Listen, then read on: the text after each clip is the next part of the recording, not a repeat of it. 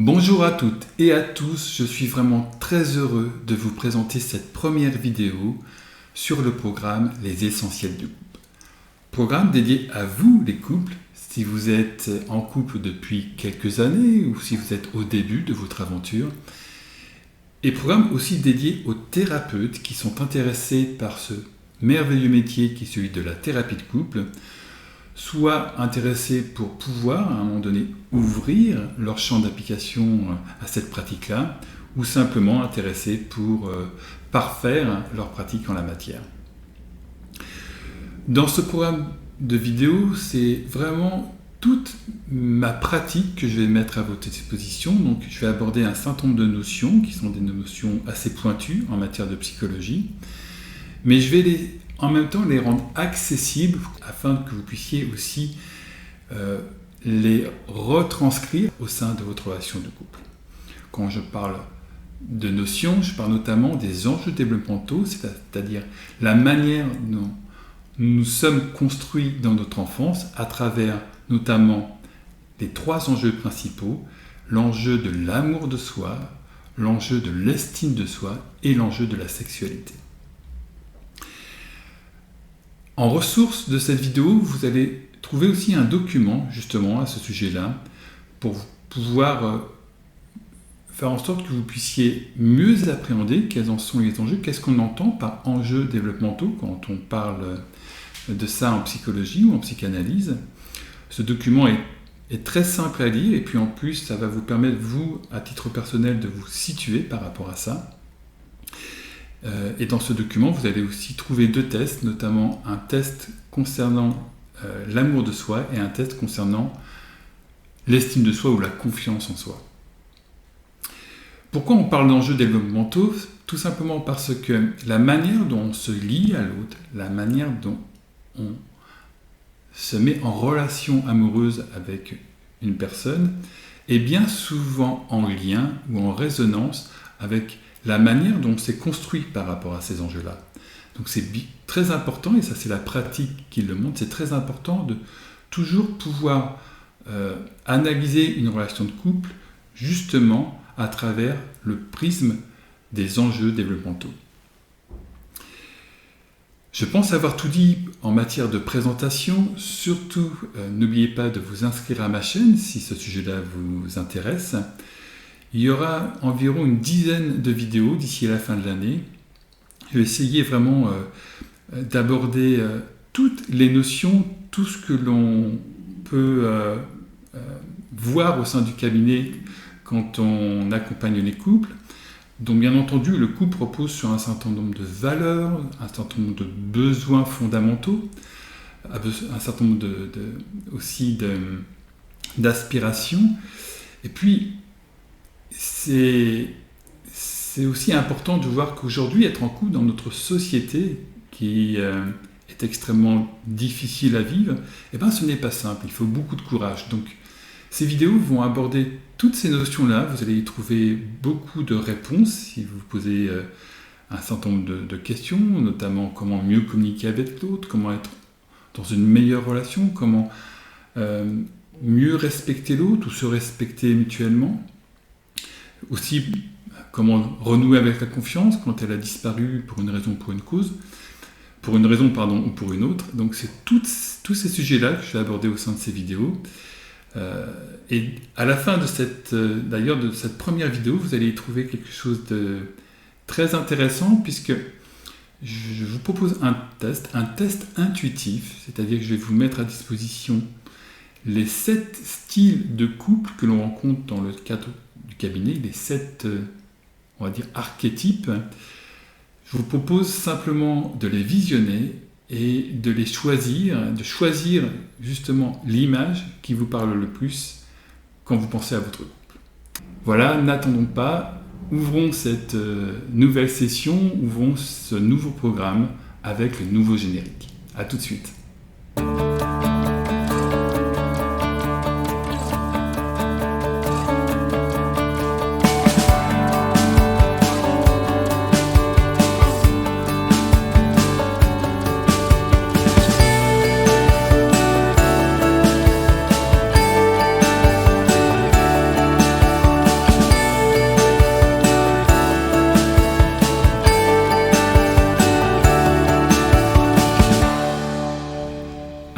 commençons par cette définition. C'est quoi être en couple? Comment on peut le définir à travers l'histoire de la relation amoureuse? Pour ma part, être en couple, c'est déjà un état d'esprit qui trouve sa genèse à un moment particulier de la relation, quand on passe de la relation amoureuse au couple amoureux, dans l'idée où on va s'engager avec une personne dans une relation affective que l'on pressent plutôt de long terme. Et vous voyez, c'est très intéressant parce que cet instant-là, cet instant de bascule de la relation amoureuse au couple amoureux, peut être différent entre les conjoints. Pour l'un, ça peut être le moment où ils se sont installés ensemble. Pour l'autre, ça peut être quelque chose de plus subtil, un je t'aime, un dîner au restaurant, un voyage.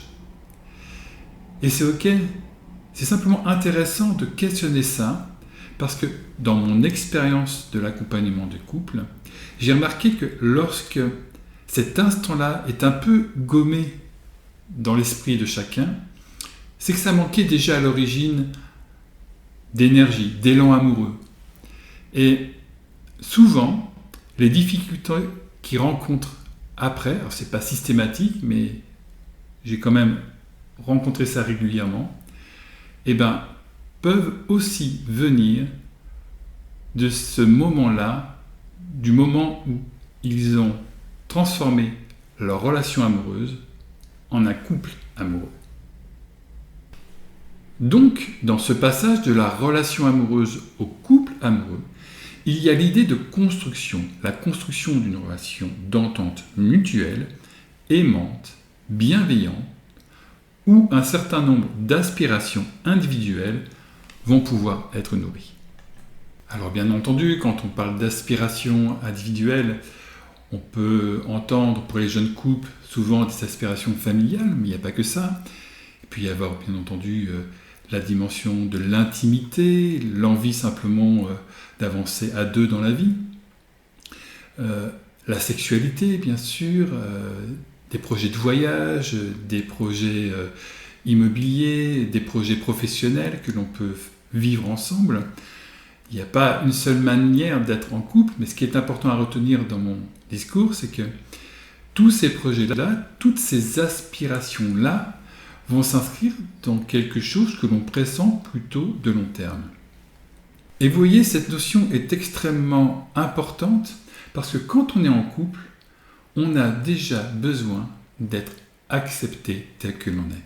Tel que l'on est pour que la relation puisse tenir sur la distance. Et en même temps, on va devoir s'ajuster pour amener du bon à la relation. Et là, on trouve le premier paradoxe, pourrait-on dire. C'est que la nature humaine ne peut pas trop s'ajuster.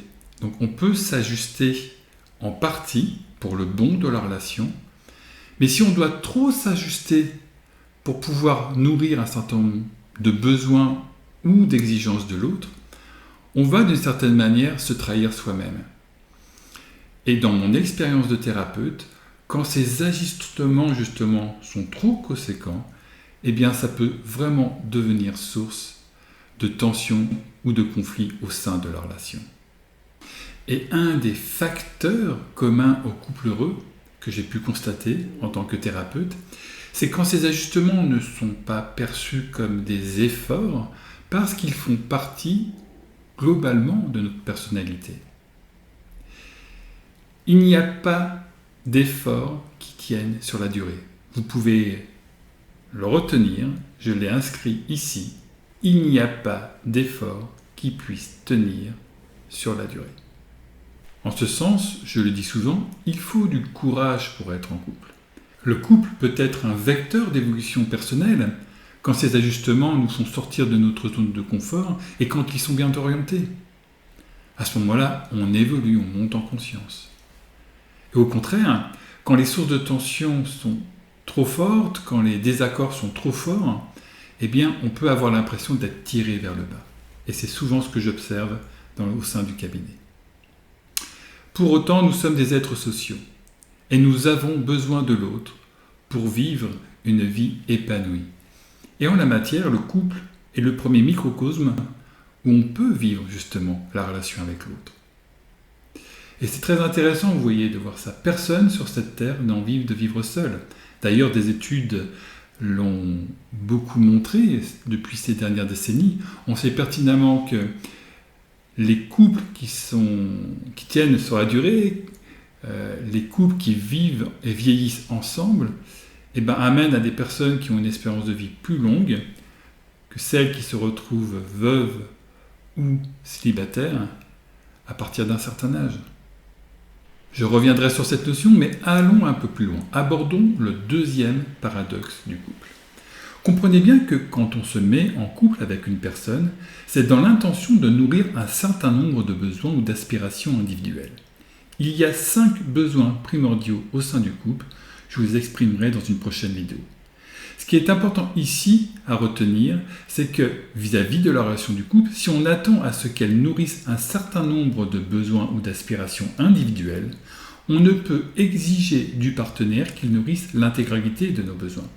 Il y a donc des besoins que l'on va nourrir à l'intérieur du couple et d'autres à l'extérieur. Mais où est le juste milieu de tout cela? Et c'est en ça qu'il y a un deuxième paradoxe. Si l'intégralité des besoins individuels sont nourris à l'extérieur du couple, à quoi sert-elle? Vous voyez, en ce sens, le couple n'est ni la confluence de deux personnes, ni deux personnes qui vivent chacune de leur côté, mais plutôt un espace commun à deux individualités. C'est donc à chaque couple de découvrir quel est son équilibre à ce niveau-là. Et moi, dans mon expérience au sein du cabinet, je rencontre souvent des couples qui ont une perception très différente de cet espace commun, de la responsabilité que chacun doit prendre dans cet espace commun pour qu'il soit nourri, ensoleillé, entretenu. Dans cet espace commun, il y a notamment ce que j'appelle les valeurs fondatrices du couple. Il y en a 5 au total, je vous les présenterai dans une nouvelle vidéo, mais ces valeurs fondatrices, vous voyez, viennent plutôt d'un état d'être d'un état de faire. C'est par exemple le sentiment amoureux. On l'est ou on ne l'est pas à certains degrés vis-à-vis de l'autre. C'est aussi la confiance. Vous voyez, la confiance, c'est quelque chose que l'on donne naturellement en début de la relation, mis à part pour les couples où il y a vraiment un sujet à la base par rapport à ça. Je pense notamment à la jalousie, par exemple. Il y a aussi la complicité. Vous voyez, on réalise ensemble qu'on a une forme de complicité. On ne fait rien pour avoir cette complicité, ça ne se décrète pas, ça se manifeste au sein de la relation. Donc ces valeurs fondatrices sont extrêmement importantes parce que quand l'une d'elles est touchée, par exemple la confiance, c'est tout l'édifice du couple qui tremble. Et c'est extrêmement compliqué quand une valeur fondamentale est touchée, de pouvoir revenir à une relation de couple apaisée et bienveillante. C'est extrêmement difficile, même au sein du cabinet, vous voyez, quand il y a un problème par exemple de trahison dans la relation, de pouvoir renouer au sentiment de confiance. Et là, nous abordons un autre sujet qui est plutôt celui lié à l'état d'esprit du couple et qui implique d'adopter intentionnellement une éthique personnelle vis-à-vis de la relation et de l'autre. Vous l'avez compris, je parle ici d'engagement personnel, de responsabilisation, d'honnêteté, d'authenticité, de respect de soi et de l'autre. Sans éthique, le couple ne survit pas. C'est un choix qui doit être fait intentionnellement par l'un et l'autre des partenaires en début de la relation. Et vous voyez, c'est une notion extrêmement forte pour la relation de couple parce que l'éthique, pour ma part, c'est déjà de placer les besoins de l'autre au même niveau que ses propres besoins. Je le répète, c'est de placer les besoins de l'autre au même niveau que ses besoins. Et comprenez bien que si cet élan, cette intentionnalité est réciproque dans la relation ne peut être que vécue d'une manière pleine, entière et harmonieuse par l'un et l'autre des conjoints. Alors que si l'un des conjoints considère que ses propres besoins priment sur celui de l'autre, ça va nécessairement amener un déséquilibre au niveau de la relation et bien souvent des prises de position. Et tout ce que je viens d'évoquer est très en lien avec nos propres enjeux de développement, c'est-à-dire la manière dont nous avons grandi, dont on s'est construit psychiquement dans notre enfance, l'éducation que nous avons reçue, les tourments que nous avons traversés, la manière dont nous avons reçu l'amour de nos parents, comment nous ont-ils inculqué une confiance intérieure dans nos capacités et dans nos ressources. Toutes ces expériences vont jouer sur notre relation à l'autre et plus particulièrement dans la relation de couple. Toutes ces expériences venues de l'enfance vont donc jouer un rôle dans notre capacité à nous attacher à l'autre dans une relation amoureuse avec plus ou moins de sécurité intérieure. Et c'est pour cette raison, et je vous l'ai noté ici, les tensions que nous vivons au sein de la relation de couple résultent bien souvent des tensions que nous vivons à l'intérieur de soi et que nous n'avons pas pacifiées. C'est ce que j'exprime souvent par le biais de la métaphore des sacs à dos. Vous pouvez effectivement vous représenter le couple comme deux personnes qui portent un sac à dos, le sac à dos des blessures et des expériences passées, et plus particulièrement celle de l'enfance. Et souvent, au sein du cabinet, je constate que les sacs à dos individuels pèsent énormément sur la relation de couple. C'est pour cette raison que j'ai intitulé ma méthode « La thérapie de couple basée sur les enjeux de développement ». Et d'ailleurs, pour vous aider à y voir plus clair sur ce sujet-là, j'ai rédigé un document, comme je vous disais en introduction, qui est très simple et rapide à lire au sujet des enjeux de développement. Document que je vous mets à disposition dans les ressources de cette vidéo. Je vous invite vraiment à en prendre connaissance. Vous verrez, vous apprendrez plein de choses et cela pourra vraiment vous aider à comprendre les prochaines vidéos. S'il vous plaît, respectez le copyright de ce document-là. Ce n'est pas pour vous embêter. Je n'ai aucun souci au fait qu'il soit diffusé au plus grand nombre. C'est simplement que j'ai besoin de suivre les envois pour pouvoir déjà transmettre les mises à jour de ce document-là. C'est une première version. Par exemple, je n'ai pas du tout développé les enjeux liés à la sexualité. Donc, si vous avez l'intention de le transmettre à un tiers, indiquez-lui le site dans lequel il peut le trouver. Il le recevra automatiquement dans sa boîte mail. Merci d'avance. Bien, pour terminer cette vidéo, vous l'avez certainement remarqué, il reste encore 2 points d'interrogation. Je les garde pour les prochaines vidéos afin de maintenir le suspense et puis aussi pour éviter que ces vidéos soient trop denses en matière d'information. Je vous l'ai promis, je vous propose un petit test maintenant pour connaître votre style d'attachement, votre style de couple en fonction des 7 archétypes que l'on rencontre dans le cabinet. Ce petit test est intuitif, donc n'y mettez pas beaucoup de rationalité. Soyez sensible aux images et choisissez l'image qui correspond le plus émotionnellement à ce que vous vivez au sein de votre couple. Dans la prochaine vidéo, nous aborderons chacun de ces styles d'une manière plus détaillée. Je vous dis donc à très bientôt et je vous souhaite un bon test. Au revoir.